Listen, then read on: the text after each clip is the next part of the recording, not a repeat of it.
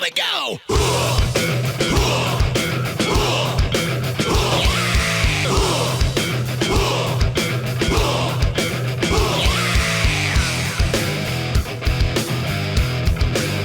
Welcome to Close Combat. I'm Sergeant First Class Rick McNamara.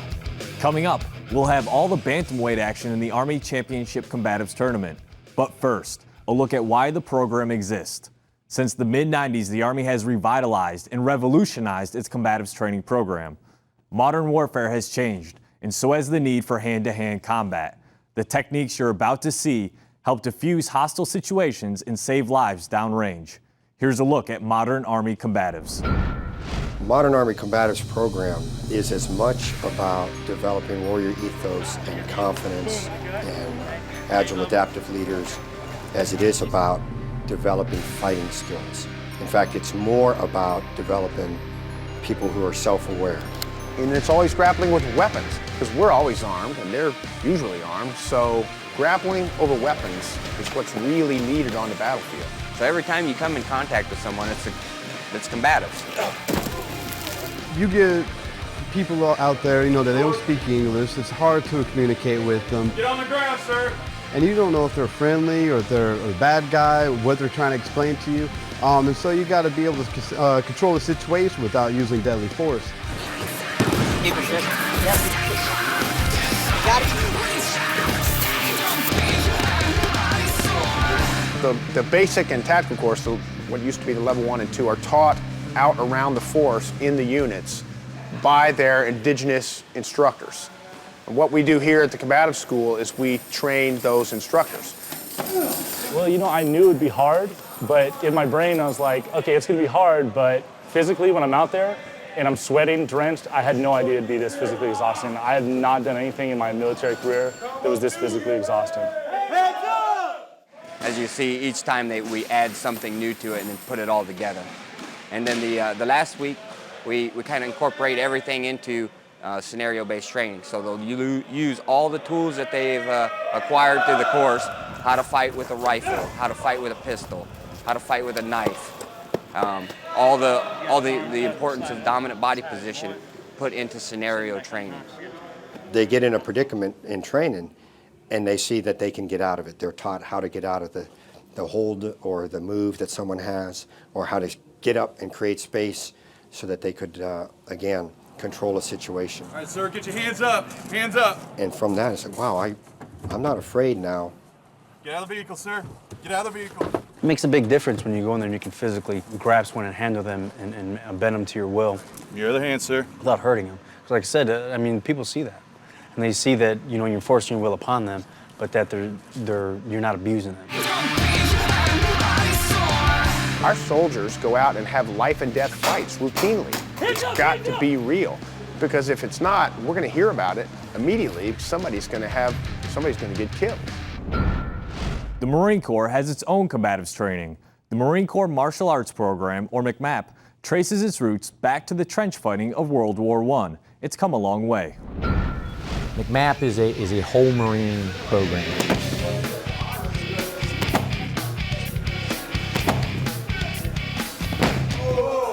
It's not singularly focused on the fighting aspects of martial arts. Rather, the focus is on emphasizing the complete development of Marine warrior. Next thing we got is controlling techniques. From day one, when the Marines come in, they essentially start from the basics, going over the tan belt, gray belt fundamentals. Essentially, from there, we're going to teaching them different techniques. Like this. Come here. Slide me. This is week 2 of a 3-week course. We showed up at 06:30 this morning, which today consists of doing the obstacle course, 3 rounds in less than 30 minutes. There's no competition, losing squad ends up with the log. Because everybody knows a competition, people usually work a little bit harder. Next go around, and everybody's fighting and pushing harder, not because they don't want the log. The physical discipline is the training and the honing of our martial skills, our combative skills, along with the combat conditioning that's essential to apply this warrior trade. Pretty intense right when you start off, and then more involvement with this week is actually body sparring. we'll go into teaching them different techniques. Shoulder throw, hip throw, counter to the knife. Just different techniques you can use downrange that you don't get day-to-day basic training. Through the Marine Corps Martial Arts program, we're seeing Marines that are physically and mentally fit, they're physically and mentally tough, they're able to handle the challenges of today's modern battlefield, and they're doing it in superb fashion. This whole course is pretty demanding, but as long as you got the mindset that you're going to complete it and do what is asked of you, you should get through it. It's pretty painful, but pain is just weakness leaving the body. You've seen how the Army Marine Corps trains. Coming up, we'll look at the Air Force program. Plus, see how soldiers are finishing the fight inside the ring. We'll have all the bantamweight action from the Army Combatives Championship.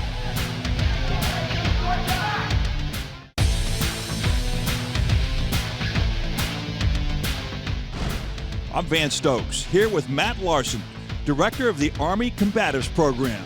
Matt, you were ringside at the annual Army Combatives Championship. Tell us about this three-day, three-tiered competition. Well, Van, day one was the preliminary rounds, which was basically grappling. It's kind of Brazilian Jiu-Jitsu mixed with folk-style wrestling rules. Day two was the intermediate rounds, which allows limited striking, open hand to the head, closed fist to the body. They can kick to the head, but there are no knee strikes. And now is the advanced rules, and this is closed fist to the head, you can kick to the head, and you can knee to the body. So pretty much everything goes. True combatives. Matt, thanks for setting the stage. Let's meet our bantamweight fighters going for the bronze medal. Matt Urey and Robert Texador competed for the bronze medal in this consolation match. Let's hear their strategies going into the bantamweight fight. I'll be just making changes as the fight goes on, just changing my game plan, wherever it needs to take place. Recently I've become more of a stand-up fighter because of my training partners. We feel that's our strongest asset in 3rd Corps. We put in more MMA rounds than anybody else, but I have wrestled and I have strong jiu-jitsu as well. I know both stand-up and ground games, so either way where it takes me, I'm not going to be a stranger to it. I don't feel that I'm going to feel anybody out. I want to go in there and impose my will on his will and end it as fast as I can. So, Matt, a couple of different strategies. Urey, a bit of a plotter. He wants to feel things out. Texador, he's going to take it to his opponent. And I think you'll probably see that they both have well-rounded skills, and despite what they say, they'll come out and start feeling each other out at first. Well, let's find out. Let's go to the action.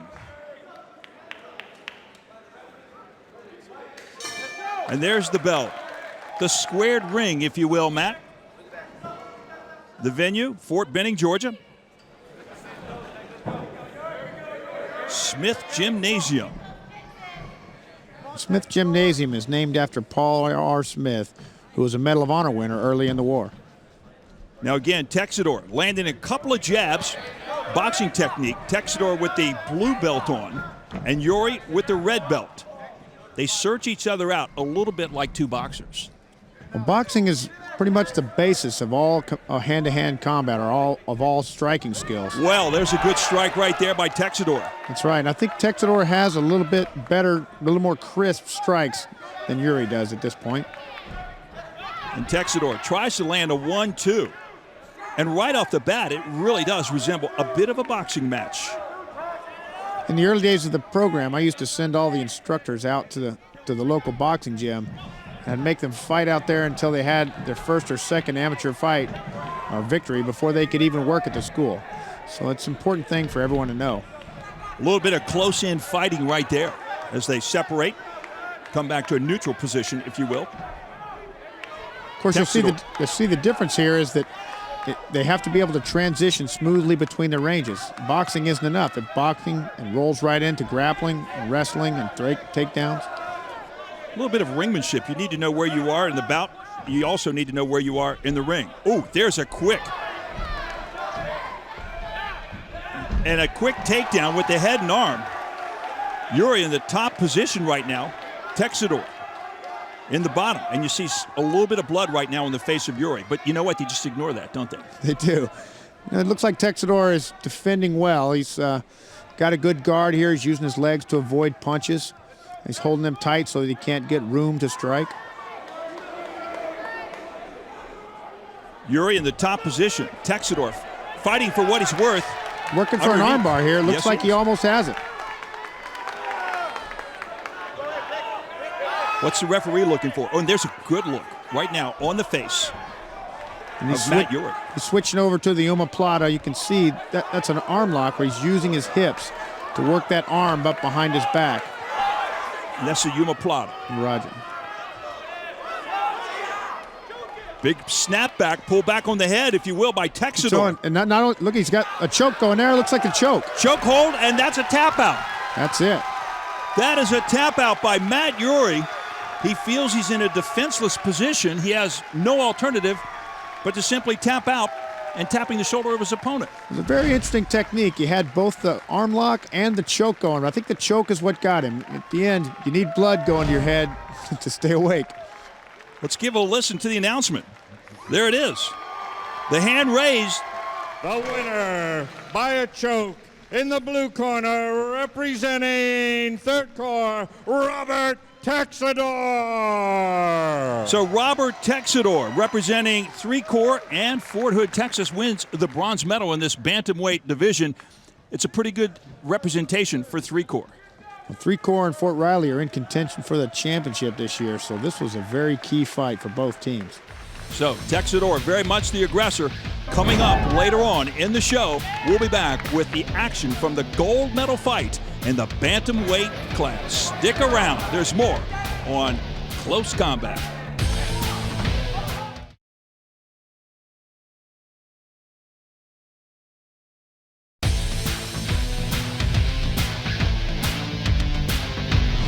Welcome back to Close Combat. Just as each service has a different mission, each branch has a different approach to hand-to-hand combat. The Air Force has adopted its own program based on modified Army Combatives training. All right, first thing we're gonna do is go over the fight stance this morning. You're down, bring it through, you're right here. Shield up. Everybody say shield up. Shield up. Everything that we teach is on the ground. It gives them the sense that if they find themselves in a hostile situation, what is easy to learn, and can I defend myself if I find myself in that situation?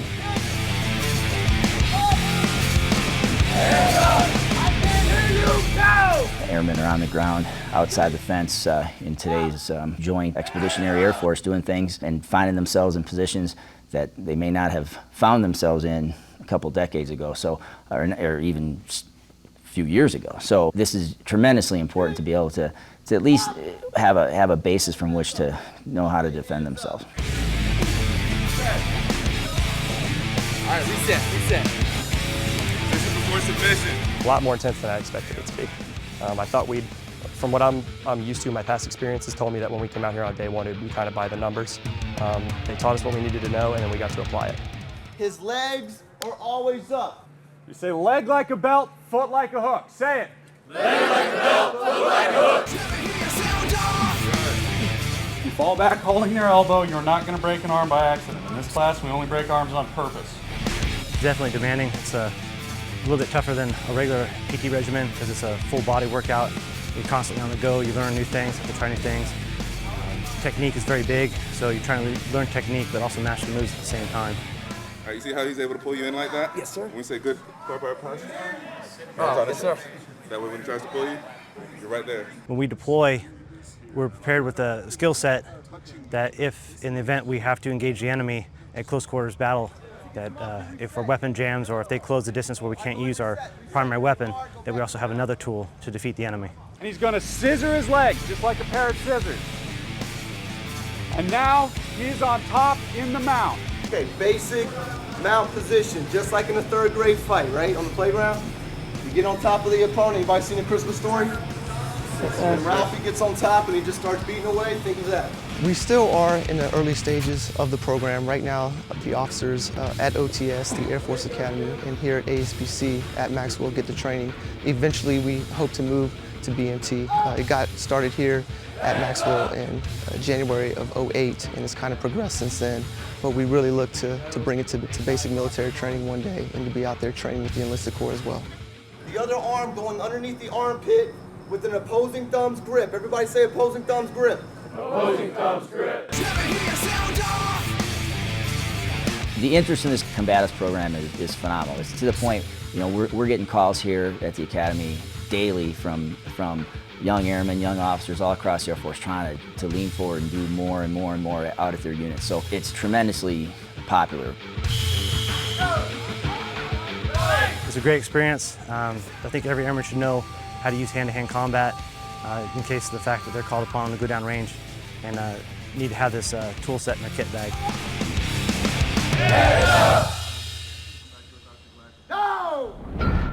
Right now, the Navy does not have an organized combatives program, but sailors often train with Marines at Camp Geiger, North Carolina, using McMap techniques.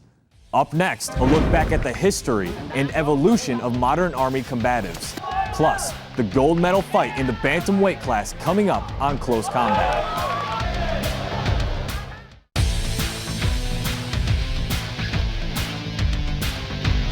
Modern Army combatives has changed dramatically from its early days in World War II. Instructors are constantly getting feedback from downrange on what works, what doesn't, and what techniques to add. Here's a look back at the program's history and evolution.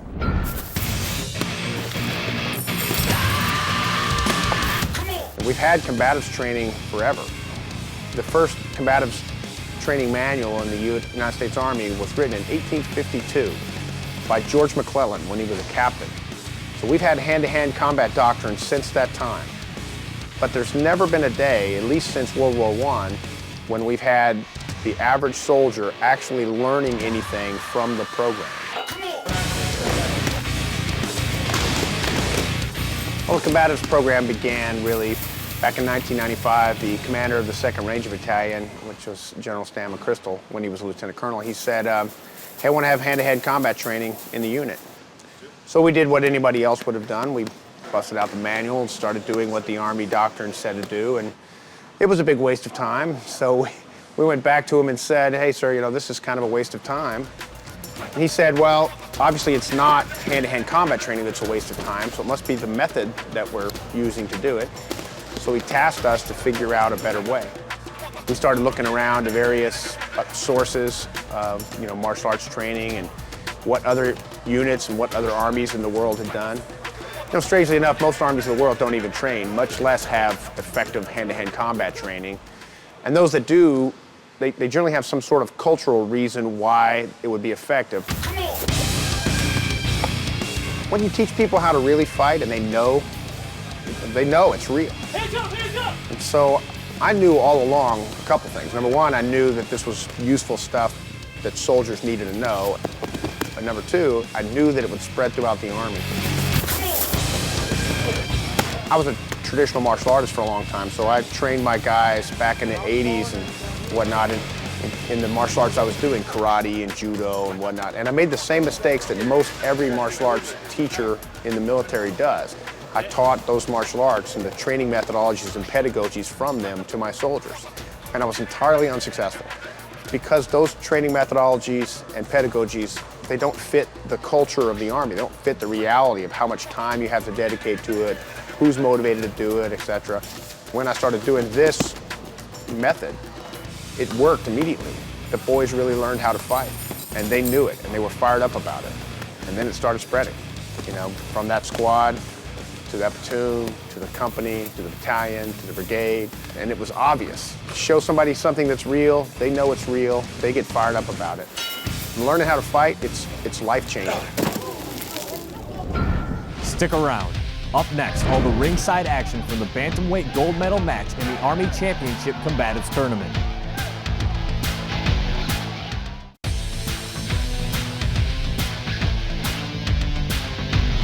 I'm Van Stokes, back with Matt Larson. Now for the final fight in the bantamweight class. Let's meet our competitors. David Mason and Sean Stebbins fought for the gold in the championship. Let's hear what they had to say leading up to the fight. The first fight I ended up taking, it was a female, I ended up taking her down, and I submitted her with a headlock submission. Well, he's a pretty good wrestler from what I've heard, and I'm a wrestler. I'm gonna try and stand up with him for a little bit, see how he does on his feet. Play the points game a little bit. And if it goes to the ground, I'm confident on the ground too. I'm a wrestler, so I guess, you know, I'll be wrestling. But stand up, try to get some shots in up on him and maybe put him into the corner and try to ground and pound him a little bit. So, Matt, you heard the strategy. A couple of wrestlers. Who has the best strategy? Well, I think what we'll end up seeing is they'll come up and tie up right away. There's very little tendency in the guys with a lot of wrestling background to bang it out. Now, it could be a surprise. I guess we'll look at it. Yeah, well, let's take a look. Let's get to the action.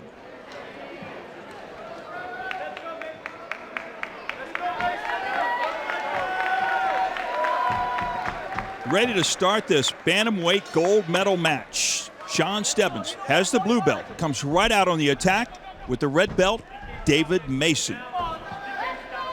And very quickly, Matt, they tie up, actually find themselves in a corner. Yeah, I thought this would happen, and that's one of the differences in this sort of fighting from what they're used to in wrestling, is that there really isn't an out of bounds. It may not be out of bounds, but there is a bit of a danger involved when they move over under the ropes of perhaps falling out of the ring.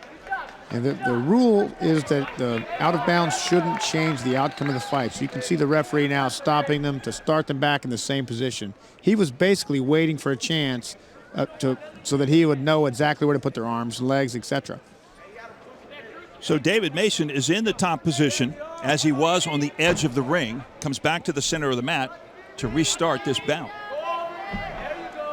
And it's really difficult to get good striking in when you're tied up on the mat as they are.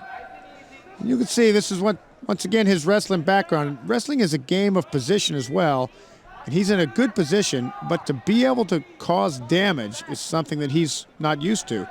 So he's got to get a good room or some space in order to drop blows on him. Well, he's got a good lock on the upper body right now, but he's also very conscious of his hips because that helps control his leverage a little bit. It is. It looks like he was trying to get an arm lock there with his hips, but didn't have much luck. You see Stebbins trying to fight out of that bottom position. Looks like he's mounted now. And Stebbins wanting to get back to more in control of this bout. David Mason trying to strike with the left hand. What's Stebbins' objective right now? You can see that he's trying to climb onto the back, but he's using sort of a wrestler's leg ride there at that point, and now it looks like he's got a choke in, so let's see if he has any luck. He doesn't really have position to get the leverage for that choke.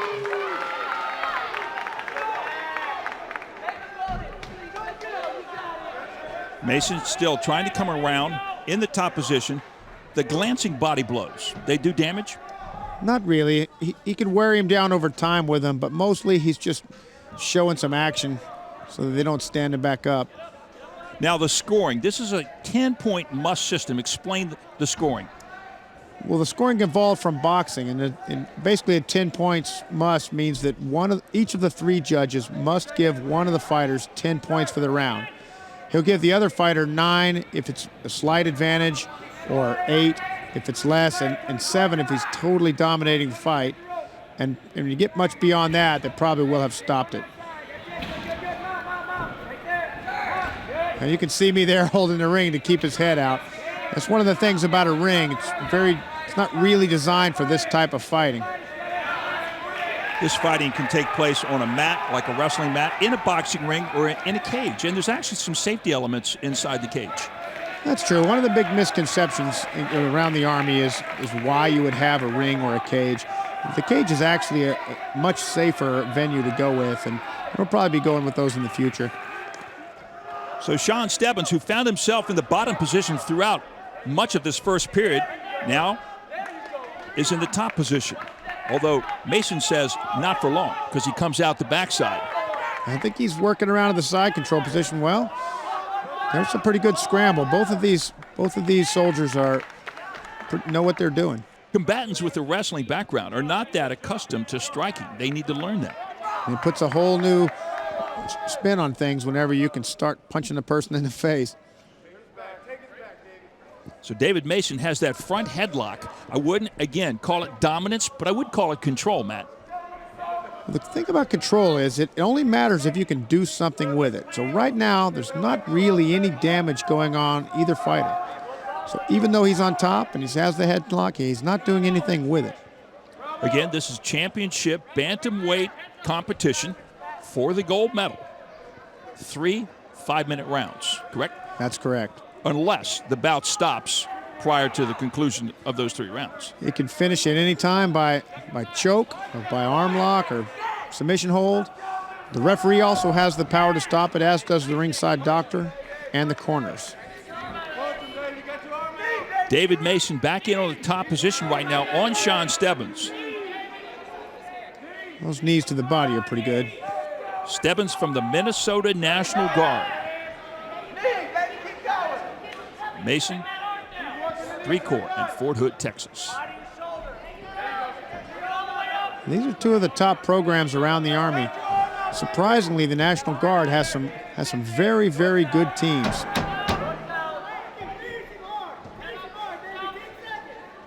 And so this round comes to a close. Kind of quick if you're inside. Maybe not quite so fast if you're watching it out in row 1 or row 2 of the bleachers. So they will return to their corners. They're going to get some guidance from their coaches. What do you think is being said right now? Well, mostly I try to tell my fighters that they're losing so I can get them back in there and get them motivated. You know, if you give them too much advice, they don't hear you anyway because they're in the middle of a fight. And Sean Stebbins, his coach. Well, this is an interesting thing. That's Greg Nelson coaching him. He's one of the top coaches in the mixed martial arts world. He's actually coach of several Ultimate Fighting Championship champions, such as Brock Lesnar and whatnot.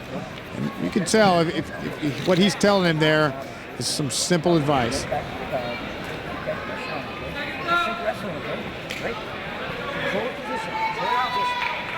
Shrimp to the guard. Explain that. That's what he said.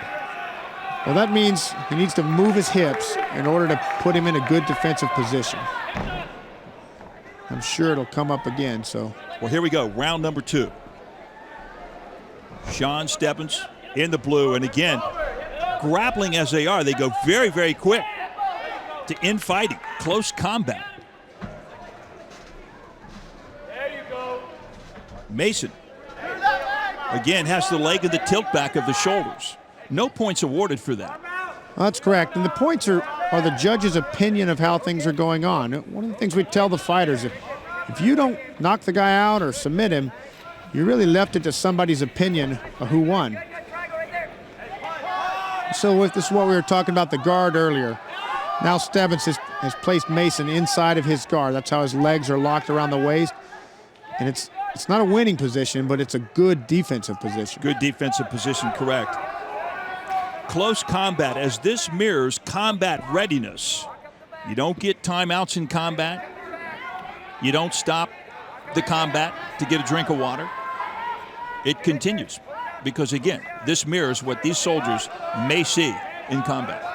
And that's the biggest difference between what's going on here and other events similar to this you may have seen.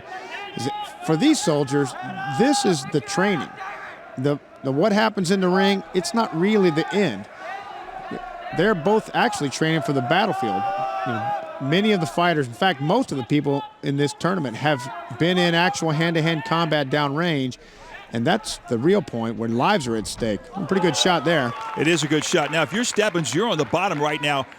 You're his coach. What would you be trying to tell your wrestler, your combatant? Well, I think he's working his guard up really high to involve the shoulder girdle. Normally, when I'm coaching somebody, I would tell him to get out from under him. You know, it may be fine in many sorts of contests to be down there messing around, but at the end of the day, when you're on the bottom, you're losing. So you'd probably tell him to get that escape if he could, come out from that bottom position. It looks like he's working on an arm lock here, but I don't think he's got it. Get some sort of reversal or come back to your feet, one of the two. And that crowd around the ring right now starts to get into this just a little bit. And the crowd is mostly soldiers, and soldiers these days pretty much know about fighting, so you have a very educated crowd here. Oh, looks like he has a triangle choke. I can't see if he's got the arm on the far side. No, it doesn't look like it. And the triangle choke, explain that, just what you're seeing right there, pretty much. It is, except for he would have to have one of the arms in, and he doesn't, so both of Mason's arms are down below, which means there's not going to be a choke, at least that choke. If you're judging this, Matt, would this be a difficult bout in which to judge? I think so far it's pretty much Mason dominating. He's been on top the whole way. He's been the one landing most of the punches. At least that's the way I see it. You're talking about a 10-point must bout, so the winner of the round would it get 10? Would get 10. And right now it'd probably be a 10-9. Probably the first round would have gone 10-9 to Mason if I was judging. It's hard to second-guess judges. They each have their opinion, and they're, some of the more experienced people in the Army, so they have pretty good opinions. 3 judges, as we said, each at a different side on the ring, so they can all have different perspectives and looks on the competition.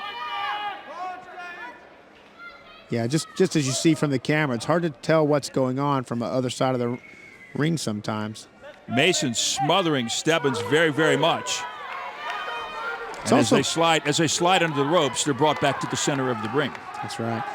It's also much different to be ringside or in the arena. Sometimes when you're in there, you can feel the damage that blows are landing better than they look when you're seeing them on TV. So the judges have a much better vantage point. In fact, the only person with a better vantage point is the referee.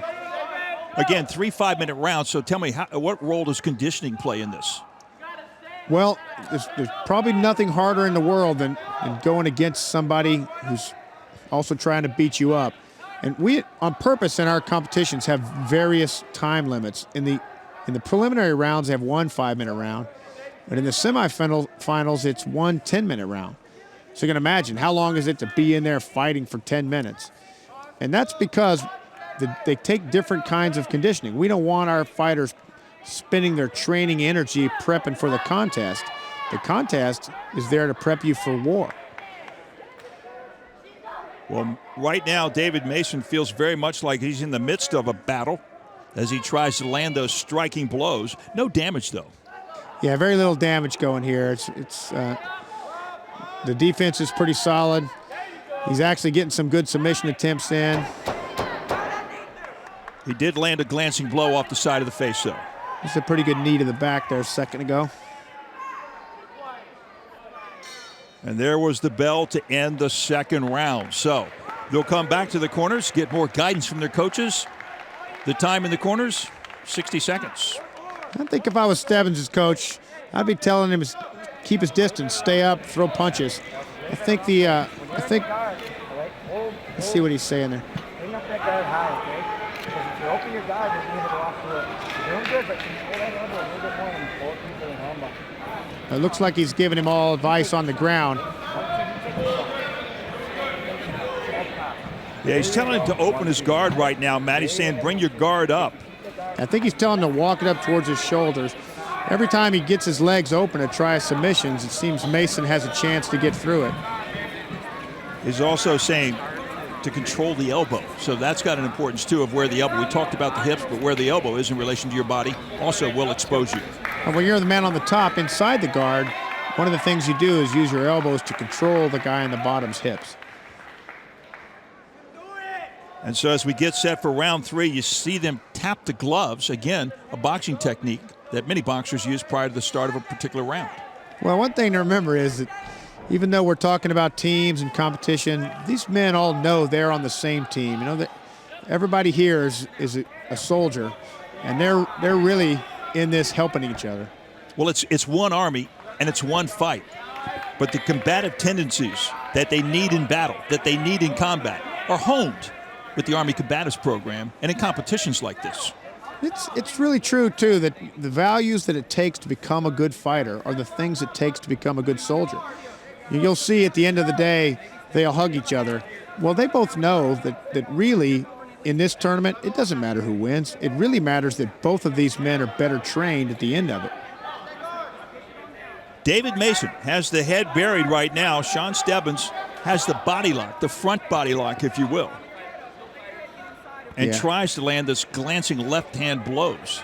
I think he was to the trying to body. escape that leg, but Mason has it wrapped up pretty good. That he does. And look, he's almost got a reverse triangle choke on him here. Let's see if he is able to finish it off. It depends on where that bottom arm is.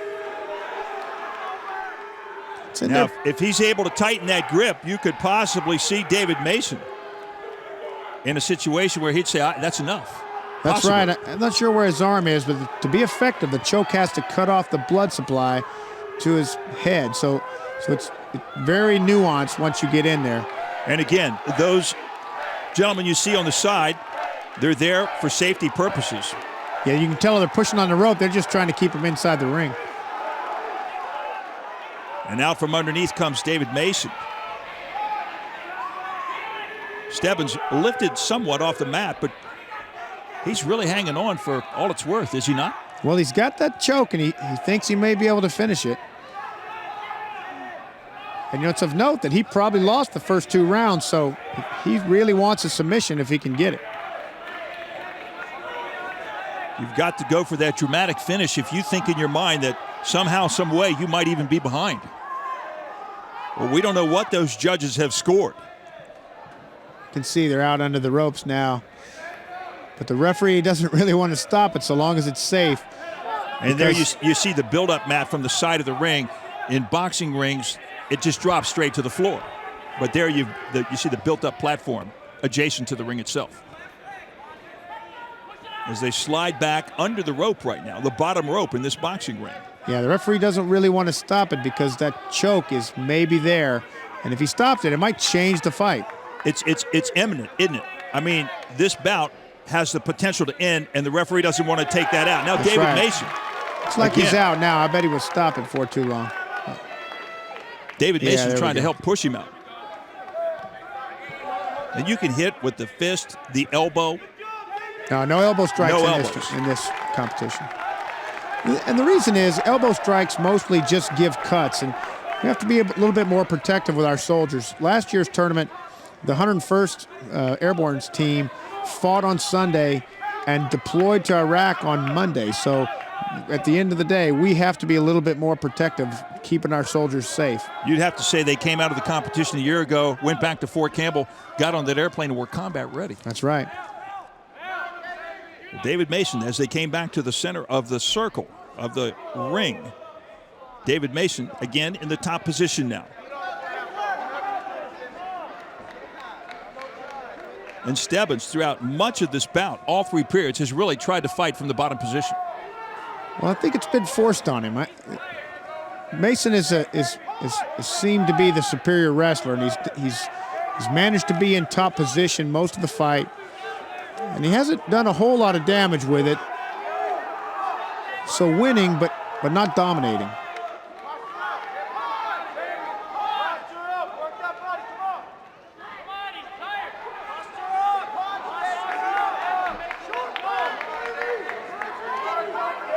Yeah, Stebbins better get busy. If he's going to win, he's going to have to pull off a submission or something soon. But credit Mason, he's keeping it close. He's actually taking the advantage away from Stebbins. Yeah, I think Mason, he's controlling the fight. He's only been in danger just at one time with that reverse triangle choke, and he's been controlling pretty much the whole way. Stebbins trying to get some body blows in. But again, no harm right now to David Mason. I think Mason knows he's in the lead. He's still trying to pass. He's in control, doesn't want to do anything silly right now, Matt. Endanger himself. He's trying to climb up the leg so he can get in a better position. But he knows the fight's almost over.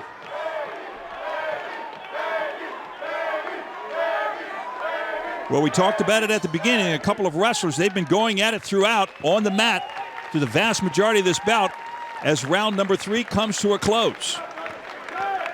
Both combatants will return to their corners while the judges add up their scorecards.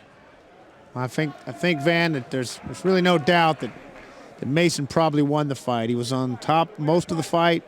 He was in danger just a little, but at the end, he probably landed most of the blows.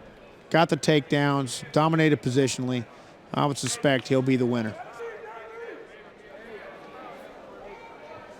Well, Matt Larson, you're the director of the Army Combatives program. Let's see what kind of eye you have right now. As they come to the center of the ring, we're waiting for the decision.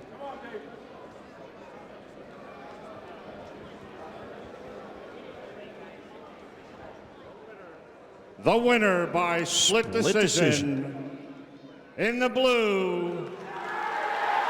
And they've got Sean Stebbins' hand up in the air. You said you thought it might be in the red. Corner. Third corner. And they're going to make the correction. They read it wrong. And they're going to award the bout to David Mason, the bantamweight champion. Yeah, I think the announcer just got a little ahead of himself. Maybe announced second place first. And that happens sometimes. But the important thing is it's on the scorecards. You read those scorecards and you award the bout to the proper winner.